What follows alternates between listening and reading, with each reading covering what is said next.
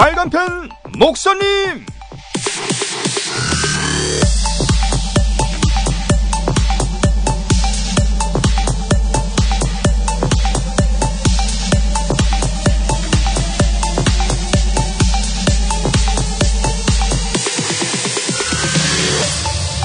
안녕하십니까, 김용민입니다. 목사가 아닌 김용민입니다. 제목만 빨간펜 목사님입니다. 잘 아시죠? 진실만한 권위는 없다, 누군가 이런 말을 했는데요.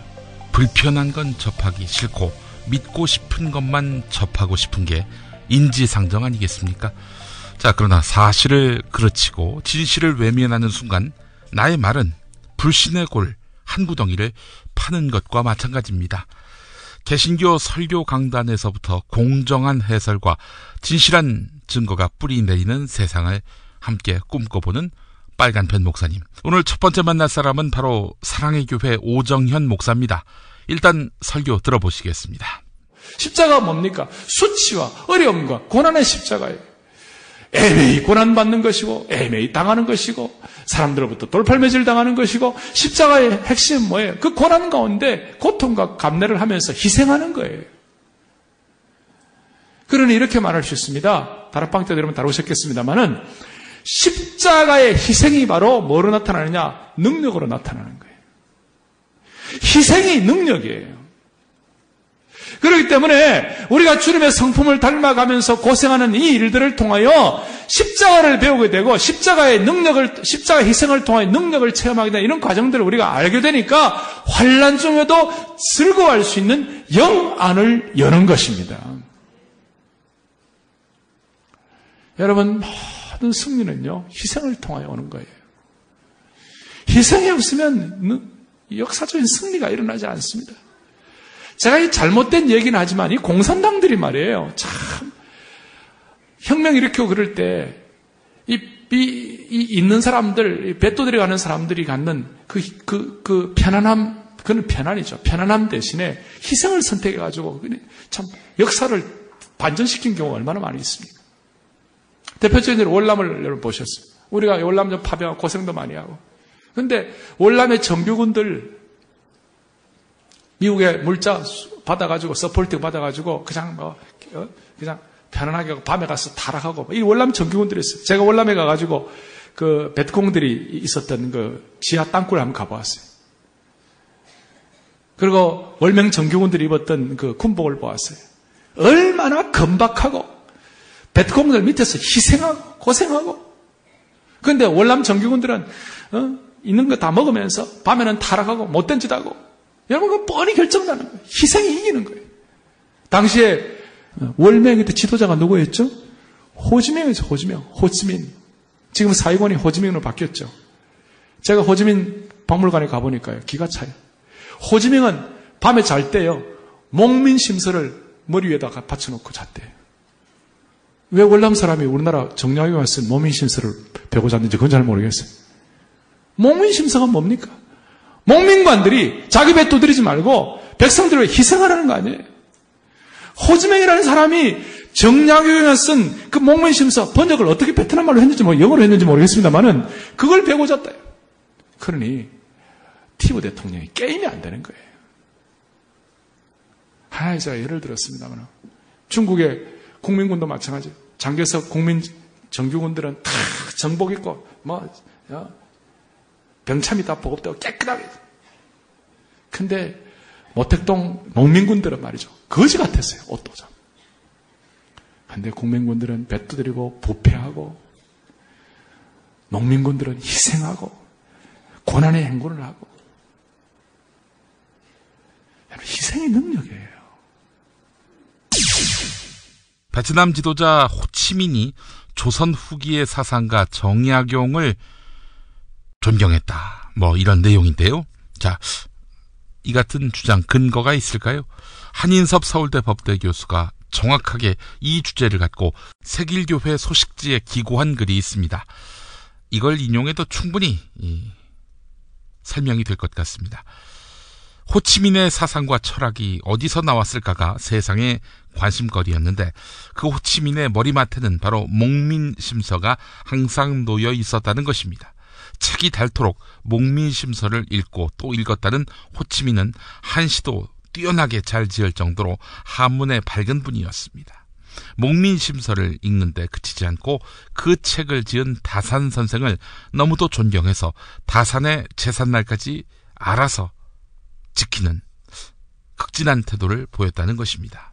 네, 이 같은 내용은 다산연구소의 이사장인 박성모 선생이 밝힌 말이었습니다. 한인섭 교수는 이에 대해서 조국은 당신을 18년 동안이나 유배를 보내고 잘 알아주지도 않았건만 이국 땅의 공산주의자이자 민족해방운동가가 이 책의 진가를 알아주고 중국에서 베트남으로 그 책을 가져갔으며 앞을 내다볼 수 없는 정관 위쟁의 상황에서도 그 책을 품고 있었고 전쟁 중에도 그 책과 동행했다고 하니 참으로 청렴했다던 호치민에게 당신의 책은 성경이나 불경보다 더 위대한 것이었나 보. 이런 감탄이 절로 나지 않을 수가 없다.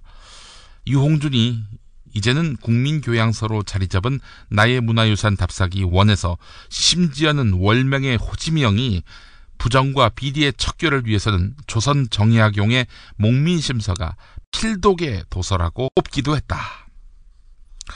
아니, 거의 찬사에 속한다. 정말 호치민은 목민심서를 가져다가 읽었을까? 그리고 자신의 삶의 교본으로 삼았을까? 호치민이 평소 한문에 조예가 있고 베트남 독립운동 과정에서 중국에 한동안 체류한 사실을 방증으로 내세울지 모르겠다. 목민심서의 원문은 한문에 웬만큼 조예가 있어도 독파해내기 어려운 책이다. 창작과 비평사에서 목민심서 전지를 번역하는 데에는 관련 분야 학자 10수명이 10년 동안 공동 작업해야 했다. 고문헌을 이해하기 위해서는 단지 한문을 안다고만 되는 것도 아니다.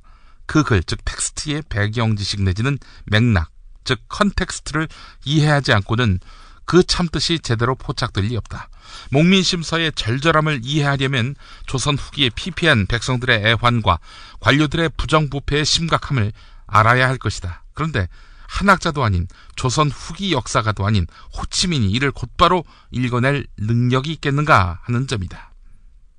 둘째, 호치민은 목민심서를 어떻게 구할 수 있었겠나? 호치민이 목민심서를 보려면 우선 목민심서가 호치민 손에 들어가야 한다. 조선 땅에 있던 한문책이 베트남에 직접 들어갔을 것 같지는 않다. 겨우 간다면 중국을 통해서였을 것이다. 호치민은 중국 남쪽, 주로 광동 지방에서 독립운동차 일시적으로 체류한다. 목민심서가 언제 나왔는지는 우리 자신이 금방 확인할 수 있다. 우선 1936년에서 1938년 사이에 여유당 전서의 활자본 76책이 우리나라 경성에서 간행됐다. 그 이전에 목민심서는 필사본으로 제한적으로 떠돌아다녔던 것이다.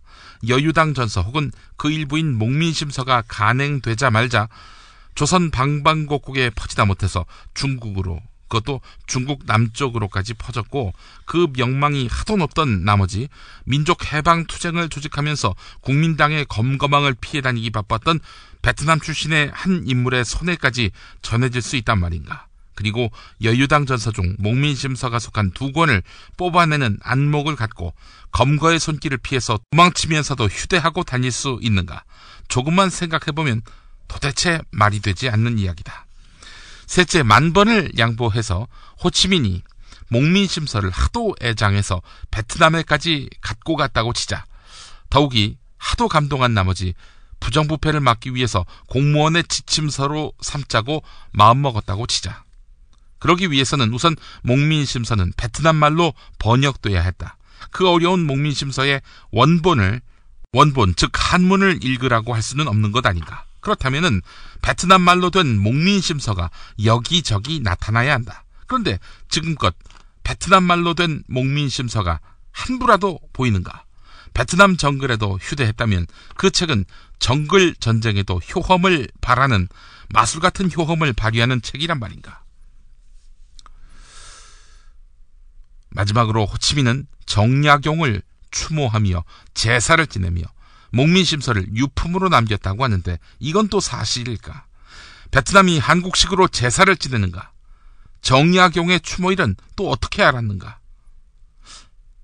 이보다도 더 궁금한 것은 예찬자의 추론대로라면 1930년대 후반 여유당 전서가 나오자마자 그 방대한 저서 중에 목민심서를 입수했던 그 호치민이 1969년 사망할 때까지 휴대하고 다녔던 그 너덜너덜한 책의 행방이 참으로 궁금하다.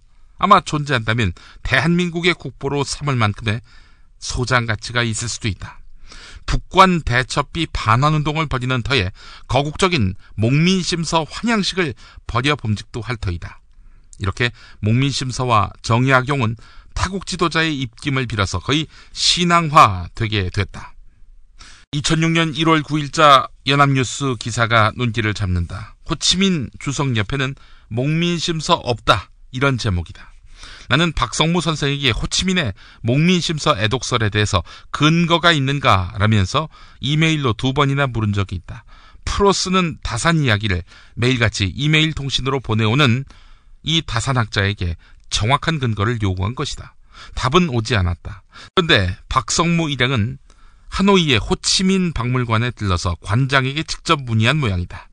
박물관에는 고인과 관련한 유품 12만 여점이 소장되어 있지만 목민심서가 유품 목록에 포함되어 있다는 것은 처음 듣는다라고 말했다. 그리고 그가 생전에 목민심서를 침대 한편에 놓고 읽었다거나 공무원들에게 이 책을 권장했고 심지어는 그 관 속에 목민심서가 부장되어 있다는 주장은 와전된 것이 분명하다라고 밝혔다. 이 말은 박성무 선생 자신이 언론에 공표한 것은 아니고 동행한 사람이 이야기를 기사화한 것이다. 그러나 적어도 호치민에 관해 가장 정확한 정보를 갖고 있다고 말할 만한 호치민 박물관의 관장을 통해서 확인된 사실이란 점에서 결국 호치민 주석 옆에는 목민심서가 없다는 것이 현재로서는 가장 유력하고 과학적인 정설인 셈이다. 이렇게 봐야 하겠죠. 한인섭 교수의 이 기고문으로 모든 진위가 파악이 됐는 듯합니다. 그런데 오정현 목사는 이런 맥락을 잘 이해하지 못하고 호치민이 목민심서를 숭상했다, 이런 식으로 말하고 있습니다. 부적절한 표현이었던 것이죠. 예, 호치민은 목민심서를 안 접했다라는 것이 아니라 접했다는 증거가 없다. 이게 정설입니다. 현재까지는.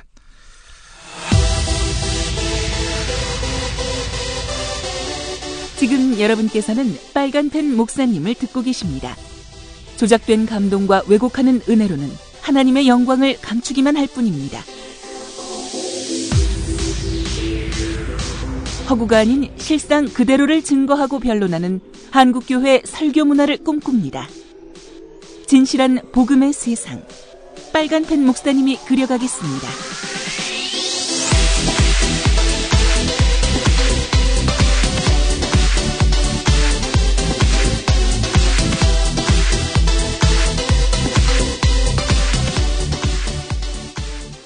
이번엔 그 이름도 유명한 전병욱 목사의 설교를 들어보겠습니다. 그래서 그 사람이 자랑하는 게 뭔지를 보면 알아요. 팍 자기가 무슨 선행했다, 뭐 했다, 그 얘기가 아니고 그 사람 그거 믿는 거예요. 그래서 나는 나 같은 죄인 살리신 주 은혜에 놀라와 하면서 십자가를 자랑하고 십자가 은혜를 자랑하고 그 십자가를 붙들고 나니까 이제 은혜에 감격하는 하나님의 자녀로서 오히려 그런 사람이 더 순종하죠. 더 충성하죠. 십자가 그늘 밑에 살아가기 때문에. 그게 성도의 삶이라는 것입니다. 우리의 자랑이 뭐예요? 십자가죠. 근데 이런 사람들은 특징이 뭐냐면 자기 공로 외치는 사람들 보면 십자가 얘기하면 되게 싫어해요. 그래서 이런 얘기 들어봤어요? 교회가 은혜만 외치니까 안 돼. 뭐 이러는 얘기. 들어봤어요? 교회가 은혜만 외치면 안 돼. 그리고 어디서 주워 들어가지고 이제 버네퍼가 얘기했대. 값싼 은혜. cheap grace. 값싼 은혜를 추구하면 안 돼. 그 뜻이 뭔지도 모르면서, 그죠? 값싼 은혜. 그건 진짜 은혜를 의지하는 게 아니라 그냥 입으로만 외치는 그런 은혜를 값싼 은혜라고 그분이 그렇게 말했을 뿐이에요. 진짜 은혜에 깊이 들어간 게 어떻게 값싼 은혜가 있겠어요? 값싼 은혜가. 은혜를 깨닫지 못한 거죠. 거기서 그런 그 외식하는 사람들의 얘기들 몇 가지 발레를 들어가지고 은혜를 다 무시해버려요. 십자가를 무시해버리고. 그럼 어떻게 살자는 거예요? 자기 공로로 살자는 거예요? 그럼 도대체 어쩌자는 거예요? 한번 가서 물어보세요. 그럼 어쩌자는 거냐고? 어떻게 하자는 거냐고? 우리 다 같이 뭐 빨간띠 매면서 우리 말씀대로 살자, 순종하자, 그죠? 절대로 죄를 짓지 마. 그러고 살자고요? 여러분, 제가 성도 한 사람 한 사람 알아볼 때 죄 짓지 않을 성도가 있을지 알아요? 간사, 뭐 완벽한 성도가 있을지 알아요? 없어요. 아무도. 진장, 뭐 완벽한 진장이 있을지 알아요? 기대도 하지 말아요. 그런 사람 없어요. 의인 없나니 하나도 없다고. 죄 짓지 않고 깨끗한 진장을 구하는 게 아니에요. 죄 짓지 않고 깨끗한 간사를 구하는 게 아니에요. 뭘 구해요? 십자가의 은혜를 구하는 진장을 원하는 거예요. 십자가의 은혜를 구하는 간사를 원하는 거예요. 내 힘으로 내 공로로 안 되니까 십자가 의지해서, 하나님의 능력 의지해서. 그래서 고백이 뭐예요? 주님 따르겠다고. 나는 부족하지만 주님 따르겠다고. 주님 이 연약한 종에게 힘 주십시오. 그죠? 힘 주세요. 내 힘으로 못합니다. 나에게 힘 주세요. 그런 사람을 원하는 거예요. 주님 의지하는 사람. 그게 십자가의 의지요. 그래서 내가 할 수 있대요. 자신만만하게. 그래서 빌립보서 3장 18절을 보니까 사도 바울이 이렇게 얘기해요. 이걸 십자가의 원수라고 그러대요. 십자가가 필요 없다 그러니까 십자가의 원수라고. 내가 여러 번 너에게 말하였거냐. 이제도 눈물을 흘리며 말하노니 여러 사람들이 다 예수 믿는 사람들이에요. 그리스도의 십자가의 원수로 행하느니라. 십자가의 가치를 평가절하해 버리는 거예요. 십자가의 원수로 행하느니라. 이 사람 성실하잖아요. 착하잖아요. 멋져 보이잖아요. 나이스하잖아요. 십자가의 원수예요. 십자가의 원수라고.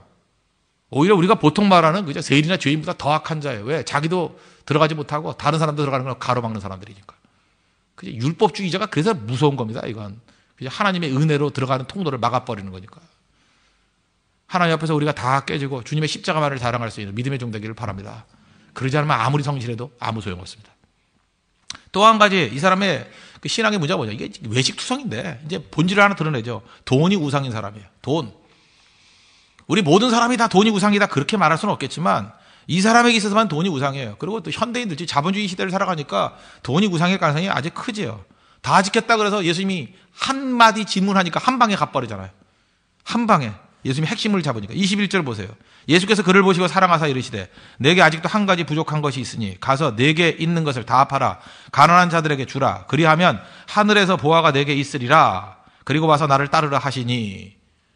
이거 따랐어요? 못 따랐어요? 못 따랐어요. 이유가 뭐예요? 재물이 많은 거로. 이 말씀으로 인하여 이 불쌍한 녀석 슬픈 기색을 띠고 근심하며 가니라. 한 방에 갚아버리잖아. 한 방에. 뭐 10계명 다 지켰다면서요. 그 10번째 계명이 뭐예요? 이웃의 것을 탐내지 말라. 탐심 있잖아요. 탐심. 골로새 3장 5절 보니까 탐심은 우상숭배니라. 탐심이 있다는 게 뭐예요? 우상숭배자예요. 우상숭배. 이 말씀은 다 연결되어 있거든요. 야고보서 2장 10절 보니까 누구든지 온 율법을 지키다가 하나를 범하면 모두 범한 자가 되나니.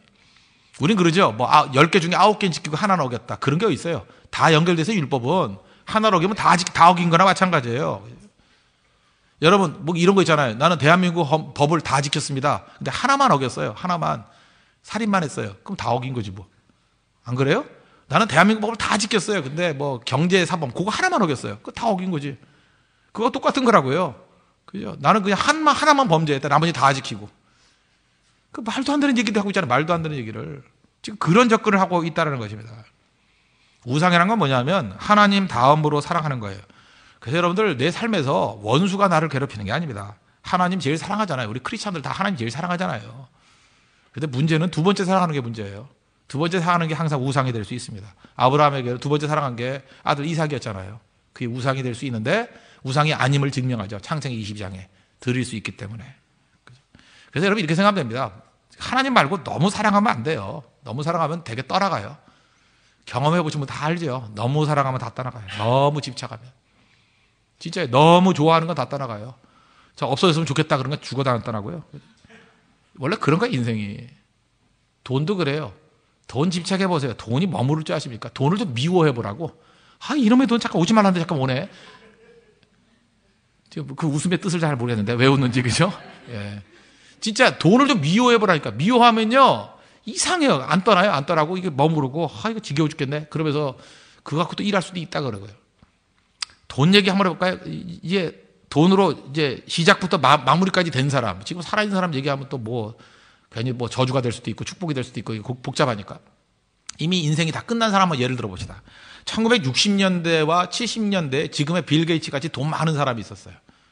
어른들은 아실 거예요. 누구예요? 그리스의 선박왕 오나시스. 돈 그때 세계에서 제일 부자였어요. 세계에서 제일 부자.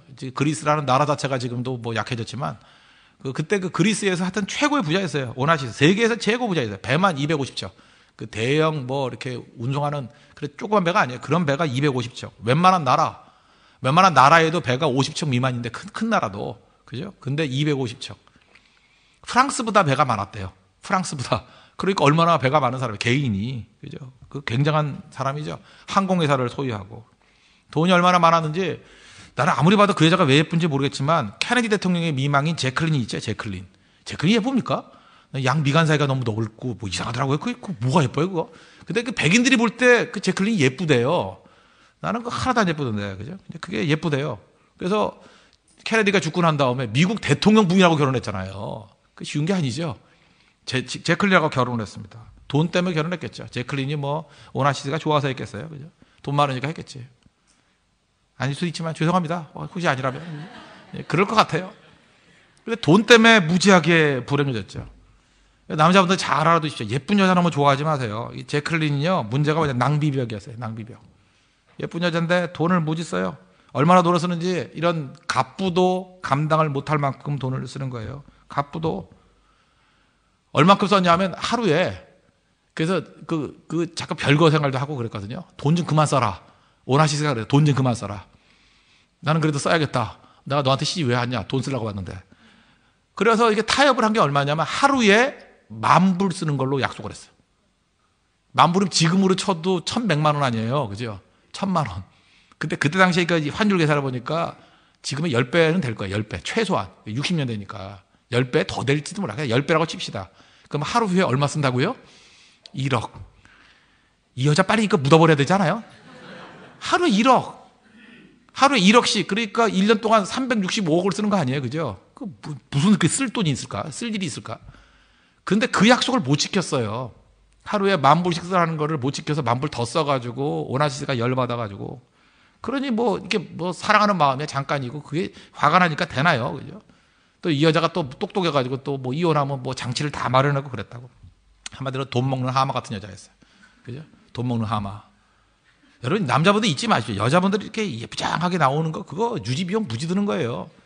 지난번에 우리 드레스 파티 했죠. 드레스 파티 했더니 뭐 여자들 심리 하나를 얘기해 줄게요. 이게 데이트 나갈 때 우리 총각들 잘 들어보세요. 여자분들이 되게 이렇게 밥값도 안 내고 뭐 아무것도 안 내려고 그러잖아요. 그 남자들은 뭐 이런 여자가 다 있나 좀 내주면 좋은데. 근데 여자 심리는 그게 아니에요. 내가 너 만나러 나오는데 얼마나 돈 들었는지 아냐 그 생각이었어요. 그죠? 이 차 바른 거 하고 옷 사입은 거 하고 이게 싼 돈이 아니라는 거예요. 그죠? 지난번 드레스 파티 할 때 그러더라고요. 그 옷 빌리는데 싸게 빌려가지고 한 7, 8만 원 들었대요. 제대로 빌리는 거 20만 원이에요. 그 드레스 하나 빌리는데. 화장하고 머리하고 머리도 또 여러분 그 미장원 가보세요. 여자들 머리도 되게 비싸더라고. 뭐 어떤 여자는 10만 원 했다. 뭐 5만 원 했다. 뭐 20만 원, 30만 원 기본인 사람도 많아요. 그래서 그 드레스 파티 한번 나올 때 내가 들어보니까 평균 20만 원 들었더라고. 여자들. 평균. 내가 따져봤어요. 물론 많이 따지냐. 5명 물어가지고 나눴어요. 나눴더니 20만 원이더라고. 여자 심리가 그거예요. 그러니까 그 정도로 그래도 자세히 보면은 허점투성인데 그 정도 하고 나오는데도 유지비가 20만 원씩 드는 거예요. 그러니 뭐 제클린 같은 여자 이게 예쁘다 그러는 게 얼마나 많은 돈이 들는지 알겠죠. 그래서 지혜로운 사람은요, 이 낭비위력 있는 여자 이거 결혼하면 안 돼요. 이게 치명적인 거예요. 제클린 같은 이거 진짜 돈 먹는 하마예요.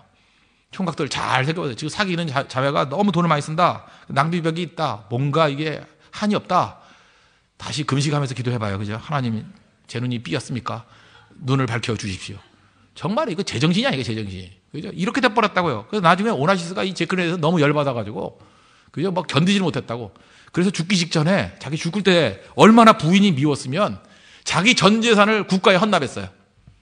이유는 딱 하나예요. 제클린 죽이 싫어가지고. 그렇잖아요. 뭐래, 개가 미우면 갈비 안 먹고 문어 먹는다며? 그런 얘기 있잖아요. 개가 미우면 갈비 주기 싫어가지고. 얼마나 제클린이 싫으면. 그런데도 이게 소송해가지고 법적으로 재산의 4%가 제클린에게 넘어갔어요. 4%가. 돈 때문에 돈 죽을라, 안 줄라, 그 싸움 벌이라고 말년도 행복하지 않았어요. 거기다가 제클린하고 결혼하기 이전에 오나시스 일남 일녀 있었거든요. 첫 번째 아들은 비행기 타다가 추락해서 죽었고요. 딸은요, 결혼한 지 3년 만에 이혼하고 7년 만에 마약 중독으로 죽었어요. 자녀 다 죽었어요. 그 다음에 여러분 아시죠? 제가 그때 미국에 있었어요. 이 제클린의 아들, 케네디 아들. 제가 그때 보스턴에 집회 갔을 때 바로 그 옆에 있는 섬이었다고. 마르다 섬. 그 마르다 섬에서 그때 있을 때 떨어져 죽었다고. 자기 부인하고. 경비행기 타고 가다가. 다 죽었어요. 다 죽었어요. 이 제클린 집안, 오나시스 뭐 이런 잘 나가는 사람 이게 부러워요? 부럽냐고요? 자, 여기 등장인물, 핵심 등장인물이 두 사람이죠. 오나시스와 제클린. 오나시스, 세계 선박왕으로 불리는 이 부호, 이 사람의 삶은 굴곡 그 자체였습니다. 1906년 1월 20일에 태어나서 가업인 담배 중개업을 배우다가 하루아침에 무일푼 난민의 처지로 추락합니다. 그리스, 터키 전쟁 탓입니다. 17살 오나시스의 선택은 아르헨티나로 가는 것이었는데요. 수중의 돈은 63달러가 전부였습니다. 전화 교환수로 일하면서 알게 된 사업 정보를 미천으로 해가지고 돈을 모은 오나시스는 그리스산 담배를 수입해서 24살에 100만 달러의 반열에 올랐습니다. 야, 담배 판매상으로 대박이 났군요. 오나시스는 세계 경제 대공황마저도 기회로 삼았습니다. 중고 선박 6척을 시세의 6%에 매입하고 1,000원이면 이제 60원에 매입한 거죠. 그리고 1938년에는 세계 최초로 유조선을 사들입니다. 그의 선단은 2차 세계대전 중에 군수 물자를 수송하면서 지폐의 다발을 챙기고 전후에 미국의 군 수송선을 불화받는 덤도 챙겼습니다. 탈세 혐의로 미국의 벌금 700만 달러를 문 것도 이 때문이었는데요. 최대 대박은 원유에서 나왔습니다. 에너지 소비가 늘어날 것으로 예상한 그는 사우디아라비아와 원유 운반 독점 예약을 맺어서 선박왕의 지위를 지킵니다. 떼돈이 생기다 보면은 눈이 여자한테 돌아가기 마련인가 봅니다. 여성 편력 대단했습니다. 오페라 가수 마리아 칼라스와 동거를 하다가 미국 케네디 대통령의 미망인인 제클린과 재혼해서 세상을 떠들썩하게 만들었죠. 우리가 알아야 할 또 다른 등장인물, 주인공이 바로 제클린입니다. 이 사실 오나시스는 아르헨티나의 퍼스트 레이디 에바 페론과도 연문을 뿌렸는데요. 1975년 심장마비로 사망할 때까지 스캔들이 끊이지 않았습니다. 아, 대단했습니다. 그래서 오나시스에게 이런 별명도 있었습니다. 여성 유명 인사를 사냥하는 바람둥이였다. 다른 사람도 아니고요. 사회적 지위가 높은 유명 여성 인사를 애인으로 삼았다. 동거를 했다. 정말 대단한 능력 아닙니까? 자, 제키 이야기를 해보겠습니다. 제키, 아시는 대로 케네디 대통령의 부인이었습니다. 꽤나 낭비벽이 있었던 것 같습니다. 대통령 당선 직후 16개월 만에 옷값으로만 5만 달러를 지출했다고 합니다. 심지어 패션쇼를 관람한 다음 출품된 의상을 몽땅 구입하는 버릇이 있을 정도라고 하는데요. 케네디 대통령이 한 번은 측근에게 어디 쇼핑 중독자 치료해 주는 데 없는가? 라고 물을 정도로 이 제키의 쇼핑 벽은 케네디에게 골칫거리였습니다. 자, 그런데 케네디 정말 여성 필력이 대단했던 인물로 알려져 있지요. 자, 그런 케네디가 세상을 떠났고요. 불과 5년 뒤에 미망인 제클린은 바로 이 오나시스와 결혼합니다. 자기보다도 30살이 더 많은 부호였는데요. 그리스 해운 왕국을 이룩한 부호기 때문에 결혼했겠죠. 어떤 여자가 자기보다도 30살 많은 남자 매력을 느낄 수 있겠습니까? 돈이라는 매력이 있었던 것이죠. 자, 사실은 미국 사람들이 제클린에게 바랐던 것은 뭐냐면은 조용히 두 자녀를 키우면서 살아가는 미국의 영원한 퍼스트 레이디가 되기를 원했는데 5년 뒤에 이렇게 돈 많은 남자하고 재혼하니까 미국 국민들의 실망은 이만저만이 아니었습니다. 이때부터 제클린을 두고 온갖 억측들이 난무했는데 말이죠. 자, 그러다가 이제 오나시스가 1975년 3월 15일 갑자기 사망합니다. 심장마비로 말이죠. 그래서 또 미망인이 된 것입니다. 제클린에게 오나시스가 유산으로 12만 달러를 남겼다고 하는군요. 이 엄청난 부호가 고작 12만 달러를 남겼다? 제클린은 용서할 수가 없었습니다. 그래서 소송을 제기해서 2,600만 달러를 받아챙기는데 성공했습니다. 사실 제클린은 만만한 여성이 아닙니다. 생각이 없는 이상한 여성이 아닙니다. 기자로 활동을 했고요. 처녀 시절 출판과 언론계에 투신해서 잡지를 발간하고 책을 출판했고 특유의 그 지적 매력과 또 지성으로 많은 사업 동반자를 끌어들인 캐리어 우먼, 성공한 여성이었습니다. 누구보다도 뛰어난 워킹 우먼의 능력을 보여줌으로써 케네디, 오나시스, 자신을 거쳐간 남자들의 영향력을 압도했던 측면도 분명히 있었던 것이죠. 네, 제클린은 전 남편 그리고 나중에 두 번째 남편 이 모두의 바람기 때문에 소가리를 많이 했던 것 같습니다. 남편과의 관계가 원만치 않다 보니까 결국에는 사치, 낭비에 눈을 돌리게 된 것은 아닌지 하는 추론도 분명히 할 수 있을 것입니다. 모름지기 한 사람의 인생을 다루는 설교라면은 그 인생의 그 선택이 불가피했을 여러 정황들을 설명해야 합니다. 그런데 못생겼다, 낭비벽이 심했다, 이런 걸로 한 사람의 인생을 재단한다는 게 말이 됩니까? 게다가 또 상대는 일국, 그 일국도 세계 최강 대국인 미국의 영부인이었는데 말입니다. 전병욱 목사는 왜 제클린 인생에 제일 중요했던 문제, 남편의 바람기, 남편의 불륜 문제에 대해서는 전혀 언급을 안 했을까요? 왜 그랬을까요? 제클린의 사치만 이야기하는 배경은 무엇이었을까요? 전병욱 목사 설교에는 인상 비평만 있었다, 이렇게 보시면 될 것 같습니다. 샌디 패티의 비아 돌로로사라는 음악 듣고 오겠습니다. 빨간펜 목사님은 팟캐스트 김용민 브리핑을 통해 매주 일요일 업데이트되며 가장 먼저 들으시려면 국민라디오 화요일 낮 4시에 청취하시면 됩니다.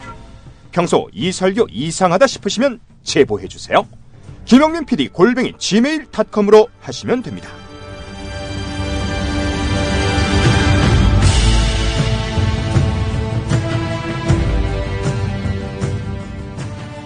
자, 이번에는 세덴교회 소강석 목사를 우리가 만나야 합니다. 소강석 목사의 설교 일단 들어보시죠. 장로님들, 우리 성도들 다 알잖아요. 저는 회갑을 치르면 너무너무 서글플 것 같아요. 와, 인생이 그냥 금방 지나가, 금방 폭삭 늙어버릴 것 같아요. 회갑에는 안 치르지만 그러나 축의금 받는다는 거 여러분 아시죠? 축의금은 받습니다, 여러분요. 축의금 많이 여러분 모아놓으시길 바랍니다. 그런 얘기를 하다 보면 참 사유석 씨의 가는 세월이라는 노래가 생각나지 않을 수가 없어요. 한 번은 서울 시내 어느 사우나를 간 적이 있어요. 제가 비교적 얼굴이 많이 알려져 가지고 어지간한 곳에 가서 세상에 어디 뭐 태국을 가도 안녕하십니까 인사를, 이 자유함이 자꾸 없어져 갑니다. 그래서 가끔 선글라스를 쓰고 간다는 사실을 아십니까, 여러분? 그런데 서울시 어디 저 사람이 별로 없는 호텔 사우나를 갔더니 홀라당 받고 탕에 있는데 거기 어떤 사람이 와가지고 안녕하십니까 소강석 목사님. 그랬더니 옆에 있는 사람이 저를 다 보잖아요. 저 새끼 목사였구만.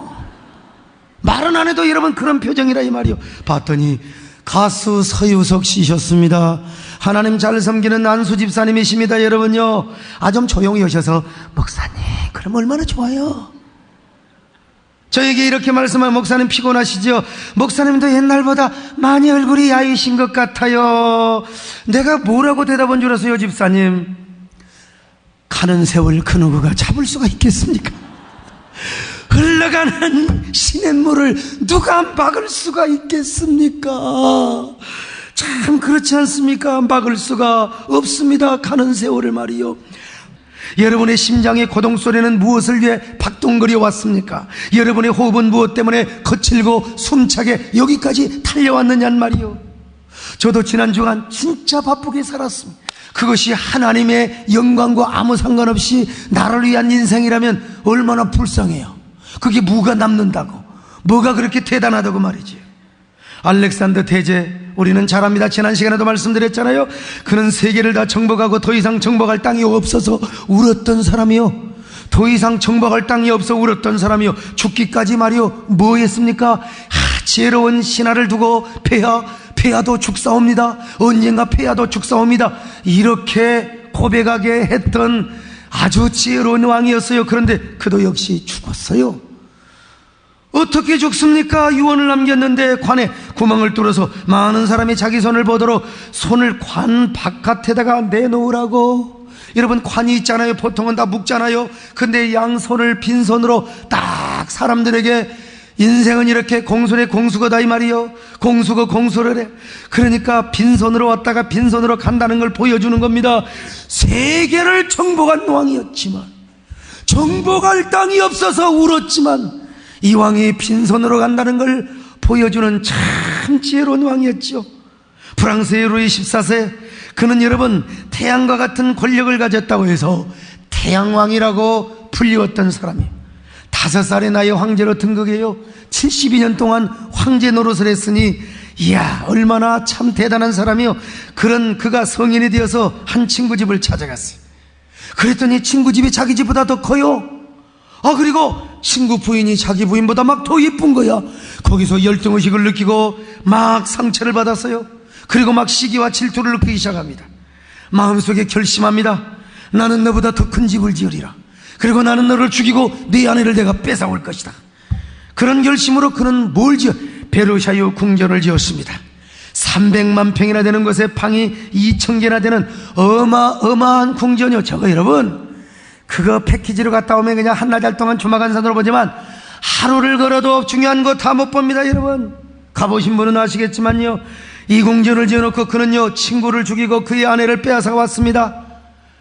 그리고는 온갖 폭정을 하며 가진 향락과 사치를 다하였습니다. 눈에 보이는 대로, 마음에 먹는 대로 여러분 온갖 쾌락과 온갖 향락을 다 누렸어요. 그러다가 결국 그는 성병에 걸립니다. 비참하게 죽습니다. 죽으면서 왕위를 이어받을 루이 15세에게 어떤 유언을 남긴 줄 아십니까? 너는 더 이상 더 큰 공을 짓지 말거라. 백성들의 원망을 사느니라. 여자를 멀리하거라. 아무리 많은 여자를 소유해도 만족이 없느니라, 평안이 없느니라. 그러나 여러분, 이런 유언을 아무리 남겼지만 후대의 루이 15세와 16세도 14세를 따라놨어요. 이미 그가 불질러 놓은 사치와 향락 때문에 불란서 대혁명이 일어나고 만 겁니다. 프랑스의 역사를 짚어봐야 될 것 같습니다. 루이 14세가 베르사유 궁전을 지은 게 질투 때문이다. 그러니까 루이 14세가 친구 집에 갔는데 그 친구 집이 너무나 화려하고 그 친구의 부인이 너무나 아름다워서 친구보다도 집을 더 크게 지은 다음에 그 친구의 아내를 가로채기 위해서 베르사유 궁전을 지었다는 주장 아닙니까? 예, 반은 맞고 반은 틀립니다. 그러나 그 맞았다는 반도요, 절반만 맞았다, 이렇게 보시면 될 것 같습니다. 그러니까 반의 반만 맞춘 것이다, 이렇게 보시면 될 것 같은데요. 자, 루이 14세가 부러워했던 친구의 집은 바로 보르비 꽁트성이었습니다. 보르비 꽁트성. 루이 14세 때 막강한 왕정 재무장관인 니콜라 푸케가 자신의 거처로서, 자신이 살 집으로서 건설한 성입니다. 부친에게서 물려받은 재산과 권력을 이용해서 축적한 부를 바탕으로 해가지고 건축가와 화가, 조경가에게 당대 최고로 화려한 궁전을 지어달라, 이렇게 요청을 했던 겁니다. 그 결과 푸케가 상상했던 것보다도 더 훌륭한 프랑스 성이 완성됐던 것입니다. 그것이 바로 보르비 꽁트 성입니다. 보르비 꽁트 성의 웅장함, 루이 14세가 이를 지켜보고 노여움과 질투의 감정을 느꼈다, 이런 관련한 글들은 많이 찾아볼 수가 있습니다. 이에 맞춘 겁니다. 보르비 꽁트 성에 비해서 자신의 왕실이 너무나 초라해 보였던 루이 14세는 그래서 베르사유 궁전을 짓도록 하겠다는 것이죠. 그뿐이 아닙니다.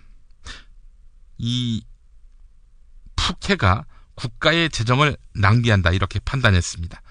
그래서 이걸 구실로 삼아서 푸케를 감옥에 집어넣고 종신형을 선고합니다.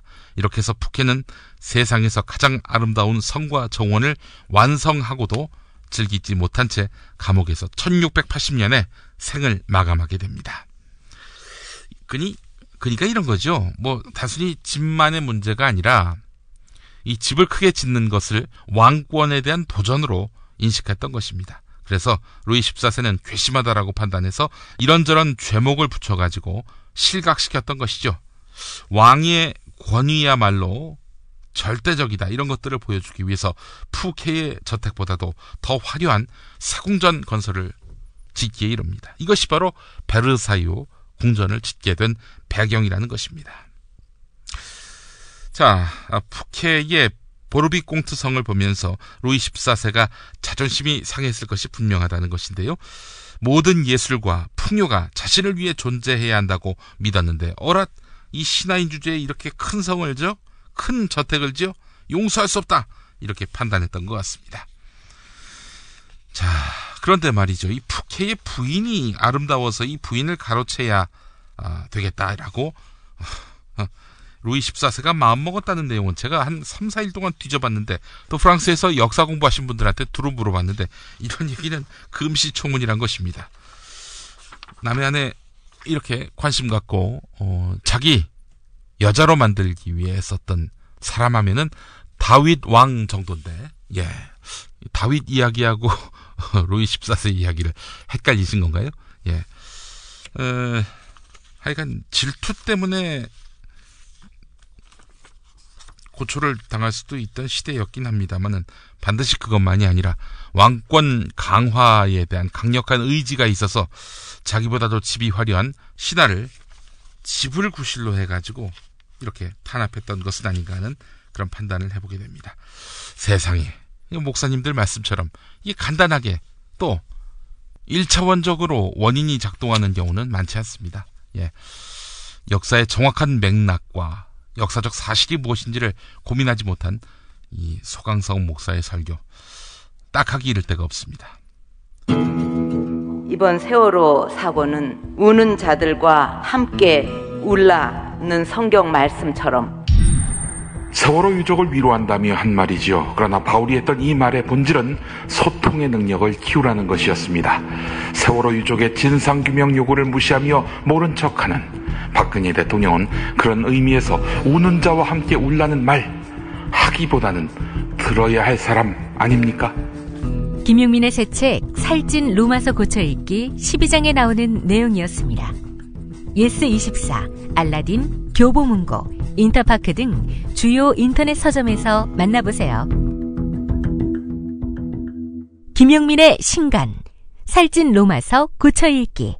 네, 김용민의 빨간 펜 목사님, 이 방송은 국민 라디오를 통해서 매주 화요일 낮 4시에 최초로 방송이 되고요. 김용민 브리핑 팟캐스트 채널을 통해서는 일요일 아침에 여러분들께 배달됩니다. 여러분 많은 청취와 또 관심 바라겠습니다. 특히 대형교회 목사님 설교를 들으시고 이건 좀 사실관계와 다르지 않는가라고 판단되시는 그런 설교가 있다면 저희한테 제보해 주시기 바라겠습니다. 김용민 pd@gmail.com입니다. 네, 빨간펜 목사님 이번 주 순서 모두 마치겠습니다. 애청해 주신 여러분 감사합니다. 이번 방송 괜찮았나요? 작별의 여운 이렇게 표시해 주세요. 다운로드하기, 댓글 달기, 구독하기, 별점 주기. 더 좋은 방송 만들어 달라는 약속 이렇게 응원해 주세요. 다운로드하기, 댓글 달기, 구독하기, 별점 주기. 기억하셨죠? 다운로드하기, 댓글 달기, 구독하기, 별점 주기.